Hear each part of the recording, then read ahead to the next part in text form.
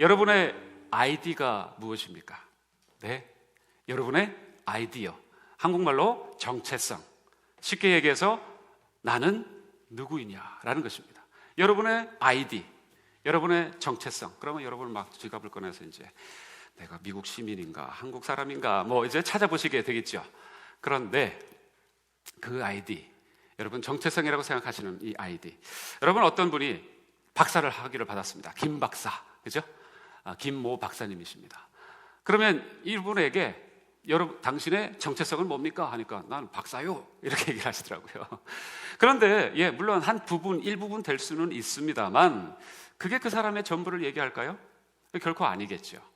만약에 나는 박사까지는 못 돼도 최소한 내가 하고 있는 일에 부장급은 된다. 여러분 그러면 2부장, 그럼 부장님이 여러분의 정체성입니까? 그 여러분의 아이디십니까? 여기는 우리 비즈니스를 저희 거의 다 하시니까 아무래도 여러분 전부 다 거의 다 사장님들이시죠, 그렇죠? 제가 몰라봬서 죄송합니다. 가만히 생각해 보니까 여러분의 표정이 전혀 반응이 없으셔서 가만히 생각해 보니까 여러분이 사장이라서, 그렇죠? 다 사장님들이십니다. 그러면 나는 김 사장이에요, 나는 박 사장이에요, 나는 이 사장이에요, 뭐 정 사장이에요. 여러분 다 그렇게 생각하실 수, 대답하실 수 아마 있으실 건데 맞습니다만 부분이겠죠. 그게 여러분의 전부 다를 얘기하시는 것은 아닐 것입니다. 왜 제가 이 얘기를 드리느냐 하면 자신이 누구인지를 분명하게 인식하는 것은 정말 중요하기 때문에 그렇습니다. 예를 들어서요, 똑같은 사람인데 정말 다른 사람이 아니고 똑같은 바로 그 사람인데 사회적인 이 사람이 갖고 있는 사회적인 정체성을 어떻게 인식하느냐에 따라서 이 사람의 행동 방식이 전혀 달라지기 때문에 그렇습니다.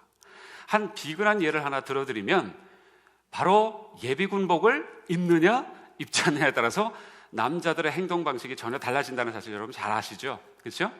이렇게 멋진 숫을 입고 있으면, 양복을 입고 있으면 거기에 맞게 걸음걸이도 팔자걸음을 웬만하면 좀 일자걸음으로 고치려고 하고 애를 쓰게 됩니다.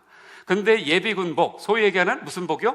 개구리복을 입게 되면 말 그대로 개구리 걸음을 하기 시작하는 이상한 모습이 우리에게, 남자분들에게, 특별히 한국군을 갔다 오신 분들에게 있더라고요. 이게 뭡니까? 사회적인 정체성이에요. 여러분이 어떤 생각, 나는 누구다, 복장 하나에도 그렇게 달라진다면 여러분의 생각, 내가 갖고 있는 내 정체성, 이 아이덴티티라는 이 정체성에 대한 것은 굉장히 중요하다고 두말하면 잔소리겠죠. 한 가지 더 질문을 해봅니다. 여러분의 아이디를 이제 한번 생각해 보시기를 바라고요. 또 한 가지 생각해 보실 것은 여러분의 비전은 무엇입니까? 여러분의 비전요. 아마 비전 그러면 나 그거는 별로 생각해 보지 못했는데 라고 생각하실지 모르겠습니다. 아니면 아마 제가 지금부터 말씀드리는 몇 가지에 아마 혹시 포함되어 있는 비전들이, 여러분의 인생의 목적들이 있으신지 모르겠는데 사업이 흥하는 것, 그것이 여러분의 비전이십니까? 그래서 여러분이 사업에 흥해서 조기 은퇴하는 것, 그게 여러분의 비전이십니까?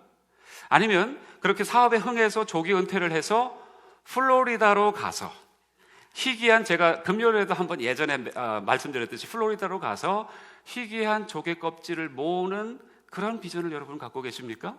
그래서 유유하게 그렇게 무릉도원에서 사는 사람처럼 그렇게 지내다가 주님을 만나리라, 그것이 비전이십니까?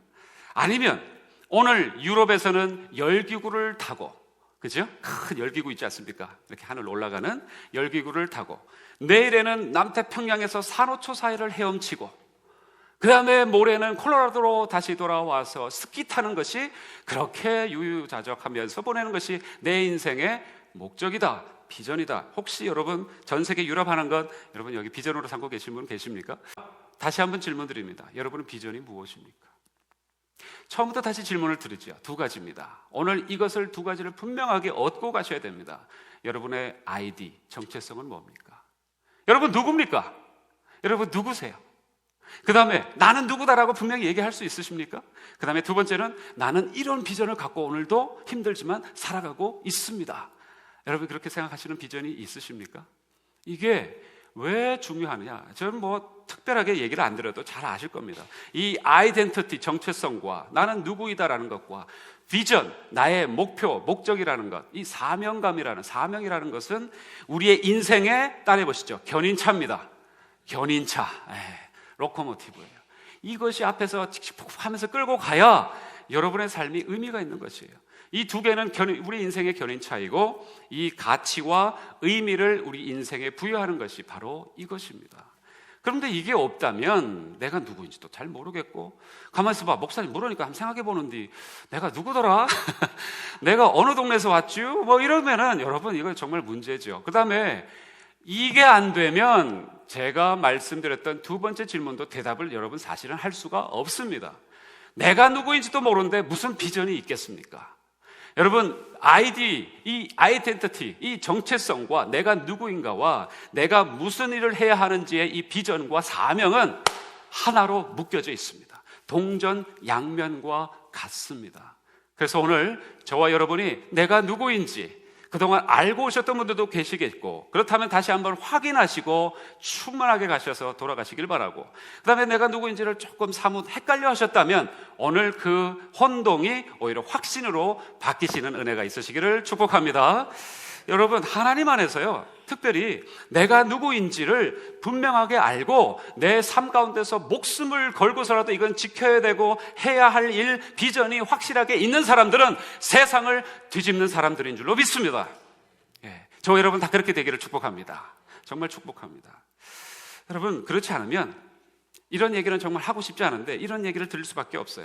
그와 반대로 내가 누구인지도 모르고 내 비전이 확실하지가 않으면 그냥 그렇고 그런 인생으로 살다가 그냥 죄에 치이고 유혹과 욕심에 같이 뒹굴고 휘둘리고, 고통이 오면 대책 없이, 아무런 대책 없이 당하기만 하고 신음하기만 하고 상처 입었다고 난리치고 상처에 고문을 당하면서도 아무런 대안 없이 살다가 그렇게 꺼져가는 인생이 될 수밖에 없다는 것이에요.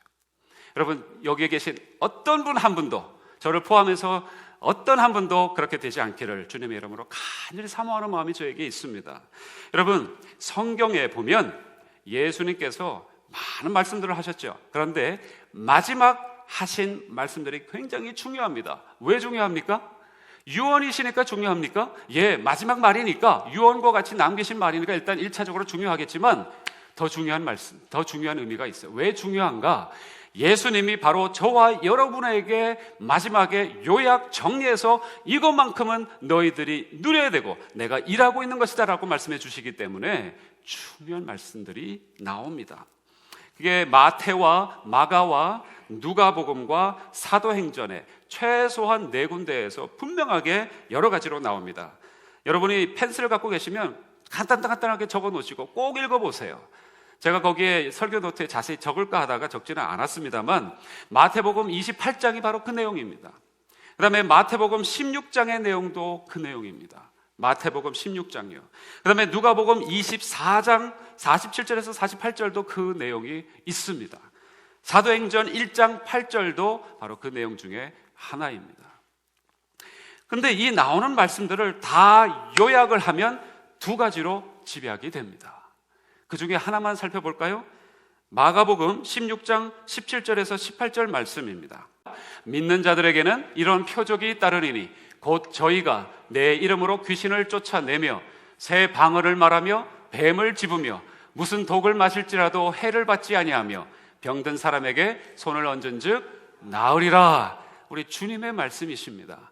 이것이 믿는 자들에게 따르는 표적이라고 말씀해 주시면서 우리에게 들려주신, 지금까지 우리가 알고 있는 말씀이에요. 이런 말씀들을 마태, 마가, 누가, 사도행전에 쭉 나옵니다. 이런 말씀들을 요약을 해보면 그 중에 한 말씀을 우리가 보게 됐는데, 이 말씀을 요약해서 보면은 2가지로 얘기하신다라는 것입니다. 2가지입니다. 그 중에 한 가지는 그리스도인의, 조금 전까지 제가 질문드렸던 아이덴티티, 여러분의 정체성, 여러분은 누구이십니까? 라는 것을, 나는 누구인가? 라는 것에 대한 대답을 주시는 것입니다. 그 다음에 또 한 가지는 그리스도인의 비전, 내가 어떤 목표를 갖고 목적을 갖고 살아야 되는지에 대한 그 비전을 말씀 가운데 2가지로 요약해 주고 계십니다. 다시 얘기해서 아이덴티티가 뭡니까? 정체성이 뭡니까? 믿는 너희들은 이런 삶을 살아야 되고 이런 표적이 나오는 것이 마땅하다. 너희는 그런 존재적인 사람들이다라고 말씀해 주시는 것인 줄로 믿습니다. 그 다음에 또 한 가지는 뭡니까? 그리스도인의 비전이라고 말씀드렸죠. 믿는 사람으로서는 해야 할 일은 바로 이것이다. 그 나머지 일들은 다 부가적인 것이다. 가장 중요한 일은 이것이다라고 주님이 비전으로 말씀해 주시는 것이죠. 그리고 오늘 사도행전에 보니까 바로 오늘 말씀도 이 두 가지에 대답할 수 있는 놀라운 하나의 증거로서, 하나의 표적으로서, 한 사건으로서 우리에게 들려주고 있는 내용이 바로 오늘 말씀입니다. 그리스도인의 정체성을 그대로 보여주는 그런 대목의 말씀이에요. 여러분, 오늘 본문 중에 두 가지 사건이 나타났습니다. 어떤 사건이 나타났습니까? 일단 누가 등장을 했죠? 사도 베드로가 등장을 했습니다. 근데 이 베드로가 루다라는 곳에, 그죠? 루다라는 곳으로 올라가게 됩니다. 거기에서 8년 된 중풍병자를 만나게 됩니다. 그 사람 이름이 뭡니까? 애니아라는 사람. 근데 이 애니아라는 사람이 어떠한 병에 걸렸다고요? 중풍병자예요. 근데 그것도 몇 년씩이나요? 8년씩이나요. 8년 동안 중풍병자를 앓고 있는. 근데 이 사람을 이 베드로가 어떻게 합니까? 고칩니다. 그 다음에 또 한 사람이 나타나죠.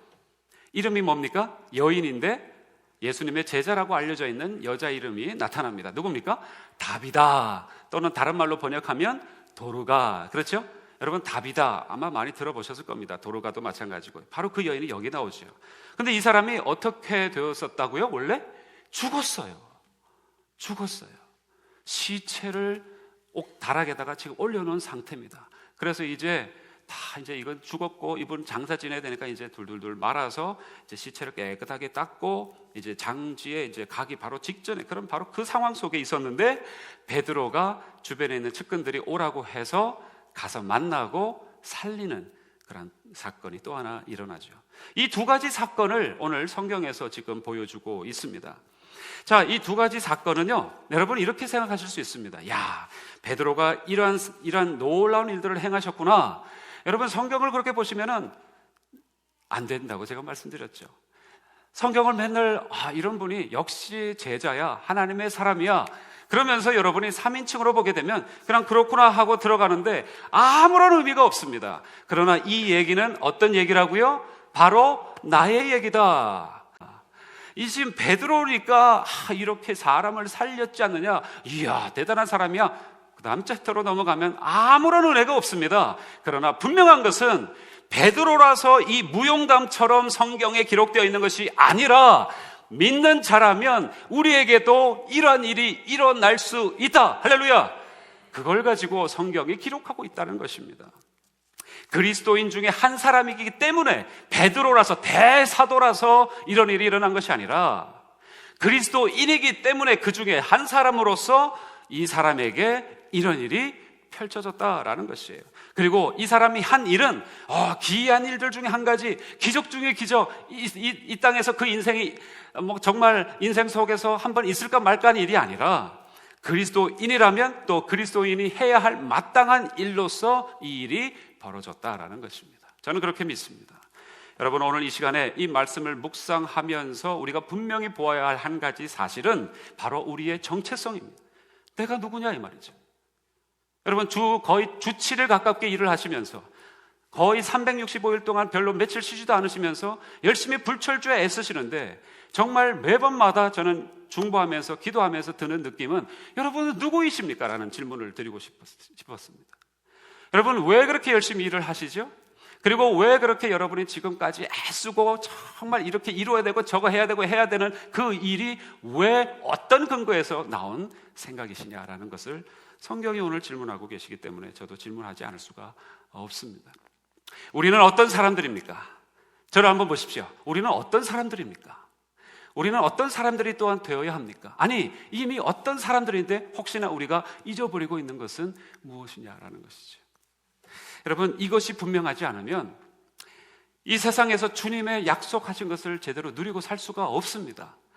그래서 우리가 늘, 제가 강단에서 치유를 얘기하고 회복을 얘기하고 하나님의 아름다운 것들을 고스란하게 다 이렇게 얘기를 해도 여러분이 하나님 앞에서 내가 누구인지를 경험하지 못하면, 그러면 이 모든 아름다운 좋은 얘기들은 다 해당될 수 없기 때문에 저는 오늘 꼭 저와 여러분이 누구인지, 하나님 앞에서 누구인지를 경험하시고 돌아가시기를, 정말 기쁨 충만하시기를 축복합니다. 여러분, 그래서요, 심지어는 이것 때문에 닐 앤더슨이라는 분이 책까지 내셨어요. 내가 누구인지 이제 알았습니다라는 책이 있어요. 너무나 귀한 상담 치유 속에서 많은 사람들이 텍스트북으로 쓰는 책들 중에 한 가지 책입니다. 말씀드릴게요. 다시, 닐 앤더슨의 내가 누구인지 이제 알았습니다. 여러분, 이게 무슨 말입니까? 이분은 탈북신학교 실천신학 교수예요. 그런데도 불구하고 예수 믿은 지가 오래되신 분이에요. 그런데도 불구하고 이 책을 나중에 쓰셨어요. 무슨 얘기인 줄 아십니까? 내가 하나님 앞에 늘 불이 나게 예배드리고 봉사하고 헌신하고 뭐 집사이고 안수집사이고 장로이고 권사이고 했지만 내가 누구인지 몰랐다는 거죠. 이분의 통렬한 자기 반성과 하나님 앞에서 바로 섰던 그 내용을 신앙 고백처럼 적고 있는 것이 이 치유서가 바로 이 책입니다. 내가 누구인지 이제 알았다라는 것이죠. 여러분, 저와 여러분이 내가 누구인지를 바로 아는 것은 정말 중요합니다. 나는 어느 집안의 아빠야, 나는 저 사람의 남편이야, 아까도 말씀드렸죠. 나는 미국 시민이야, 나는 대한민국 사람이야, 나는 또 무슨 뭐 박사야, 나는 무슨 과장이야, 대리야, 이사야, 아무 소용이 없는 거예요. 이게 근본적으로 해결되지 않으면요. 여러분, 승리의 삶을 살기 위해서 내가 누구인지 분명히 알아야 되는데, 여러분 다시 한번 본문으로 돌아가서 베드로가 중풍병자를 8년 된 중풍병자를 낫게 한 것, 그 다음에 죽었던 시체마저도 벌떡 일어나게 살리게 했던 이 놀라운 일들은 베드로여서가 아니라 그리스도인이기 때문에, 다시 말해서 믿는 자이기 때문에, 그런 아이덴티티를 가졌기 때문에 벌어졌던, 일어났던, 그 앞에서 두 눈으로 보게 되었던 일인 줄로 믿습니다. 저는 이거 확신합니다. 왜냐하면 주께서 말씀하신, 아까도 조금 전에 보셨듯이 마가복음 16장 17절에서 18절에 나온 말씀 그대로 일어난 것이죠. 때로는요, 저와 여러분이 이 아이디가 헷갈려 할 수 있습니다. 우리가 연약하니까. 그래서 좌로나 우로나 치우쳐서 내가 누구이지 고민하실 때 있을 수 있습니다. 그렇죠? 내가 열심히 아빠 노릇을 한다고 했는데 자녀들이 커가는 모습 보면서 때로는 실망스러워서 내 자신에게 자괴감이 들 때가 있어서 내가 정말 아빠인가? 이런 생각, 내가 정말 엄마인가? 그런 생각들을 가끔 하실 때가 있지 않습니까? 그렇죠? 그게 이제 아이덴티티, 정체성의 문제를 순간 우리가 혼란스러워할 때가 있는 것입니다. 그러나 환경이 우리를 그렇게 몰고 밀어붙인다 할지라도 본질적으로 저와 여러분이 갖고 있는 이 아이디, 이 정체성은 본질적으로 바뀔 수는 없는 것입니다. 여러분, 예를 하나 들어드릴까요? 어느 광산촌 목사님이 이런 얘기를 들려주시는데, 그분의 책에 이런 책이 있어요. 탄광에 핀 휜 꽃이라는 책이 있더라고요. 탄광촌에 갔습니다. 우연하게. 거기서 목회를 하시는 분이에요. 그런데 이제 그분이 열심히 이렇게 목회를 하시다가 어느 날은 뒷동산을 이렇게 산책을 하려고 하는데 뒷동산도 검습니다. 왜 검을까요? 탄광촌이니까. 뒷동산이라 해봐야 풀이 나고 바람 쐬고 뭐 그럴 수 있는 환경이 아니다라는 얘기들이 아마 있었던 것 같아요. 탄가루가 날리고 온통 시커먼데 갑자기 어느 순간 어느 한 물체를 포착을 했습니다.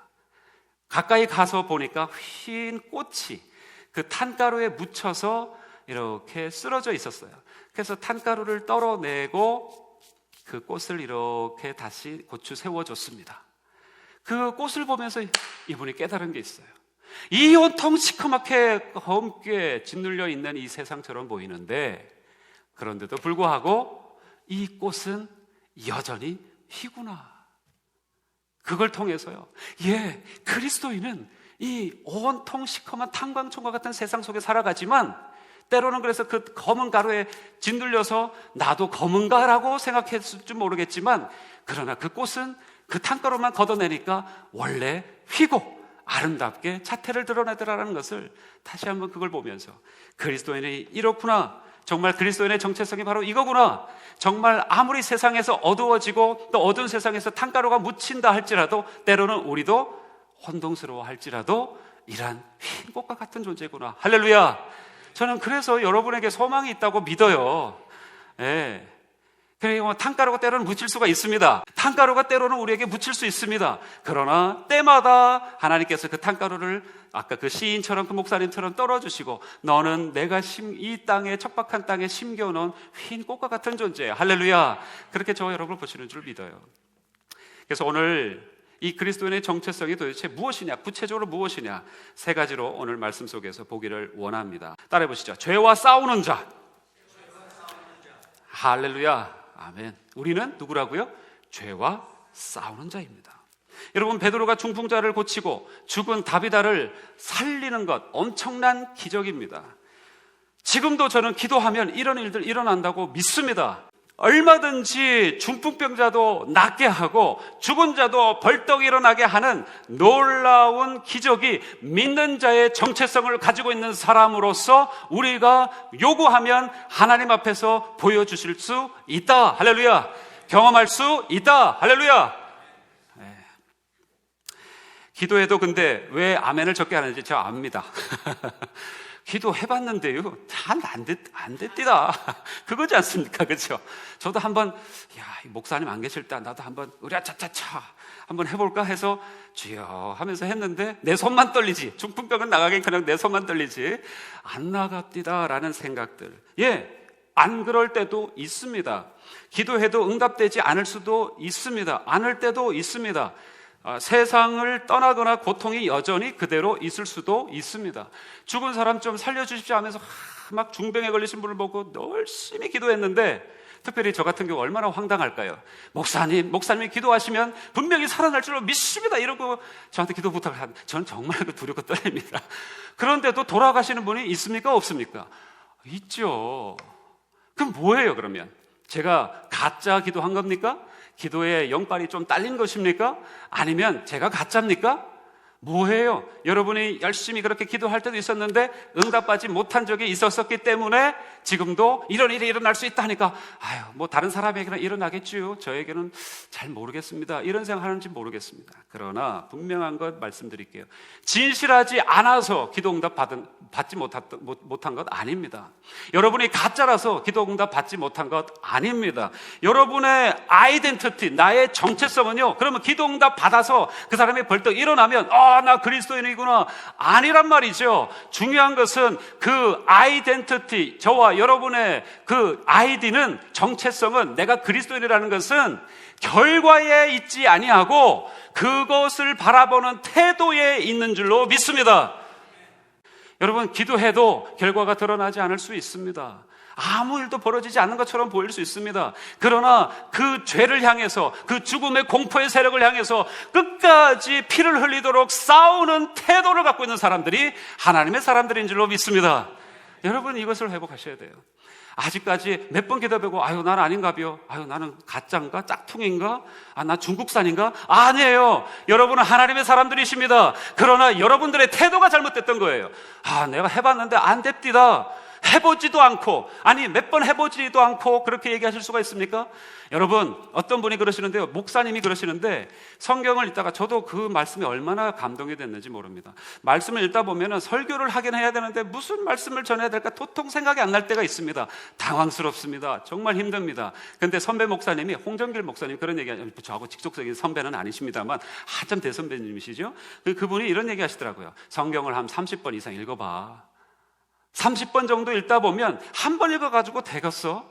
2번, 3번, 10번 아니라 30번 아니라 100번이라도 읽게 되면 그 가운데 하나님의 역사가 일어날 거야. 할렐루야.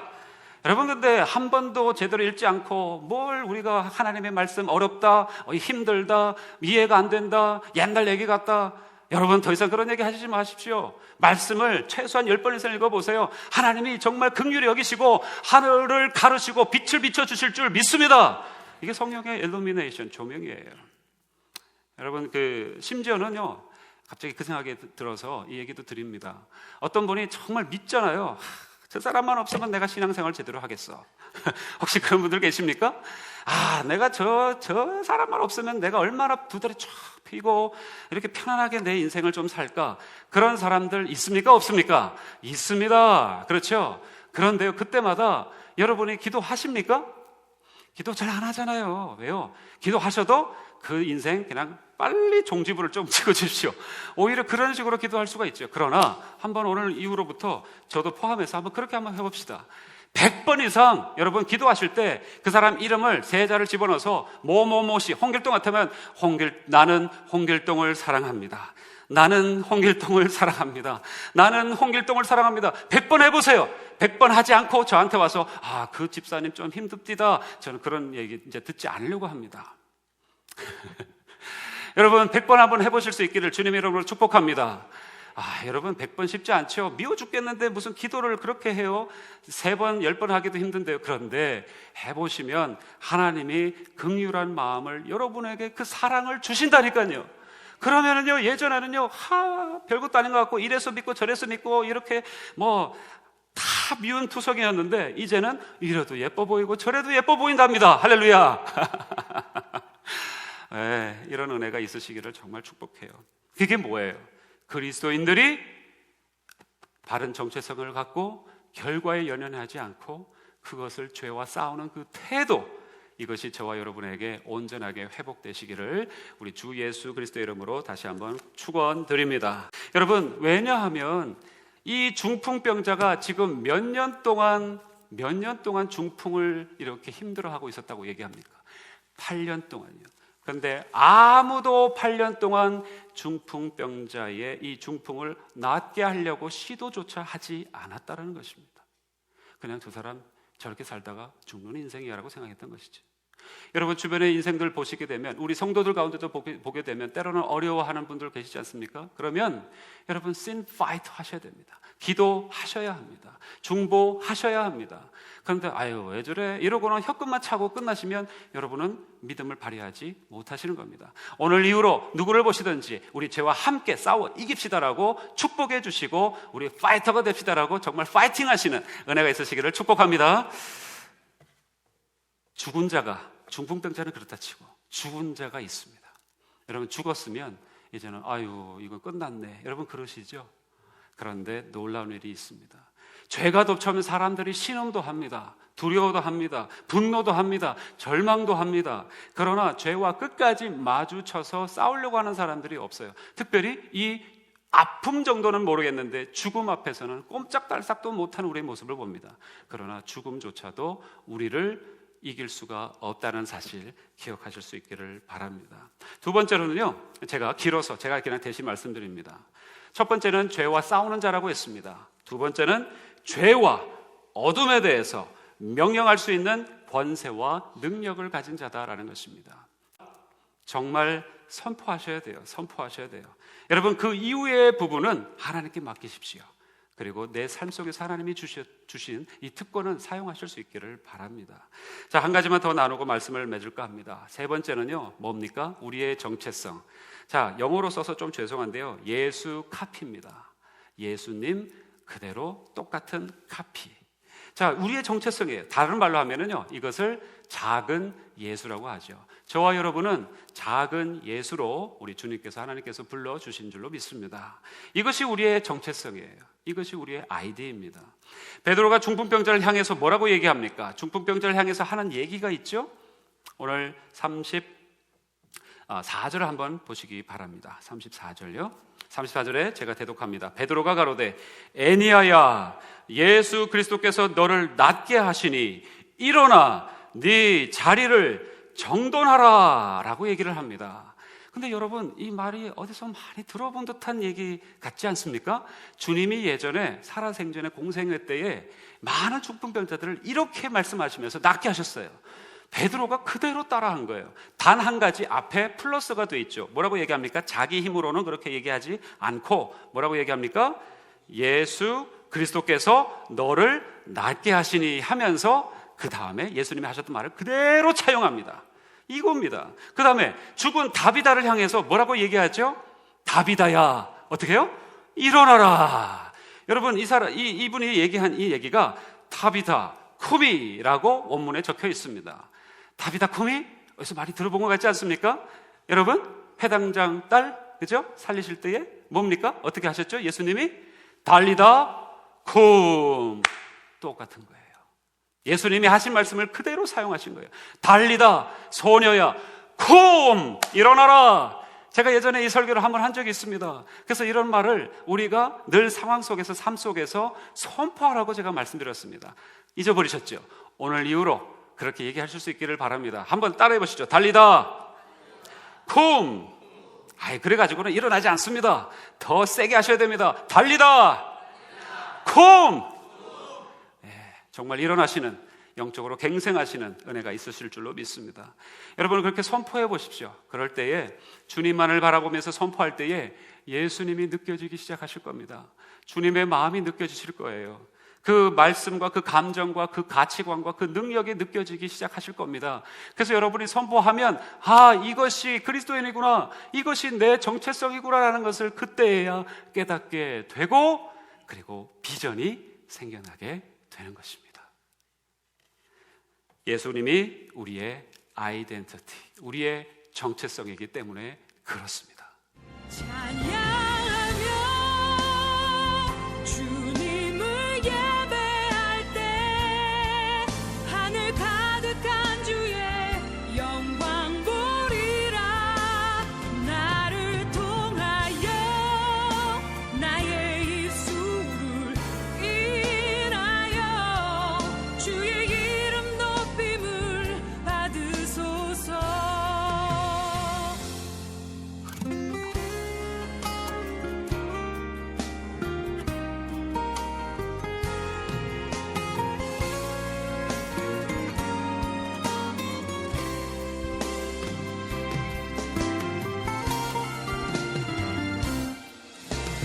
모든 만물 주를 경배해. 모든 입술 주를 찬양해. 천지를 만드신 만물의 통치자 높임을 받으소서. 내 평생에 주의 이름 높이며 어느 곳에서든지 주님을 예배하리라. 내가 밟는 모든 땅 아버지의 영광이 선포돼야 하리. 찬양하며 주님을 예배할 때 하늘 가득한 주의 영광 보리라.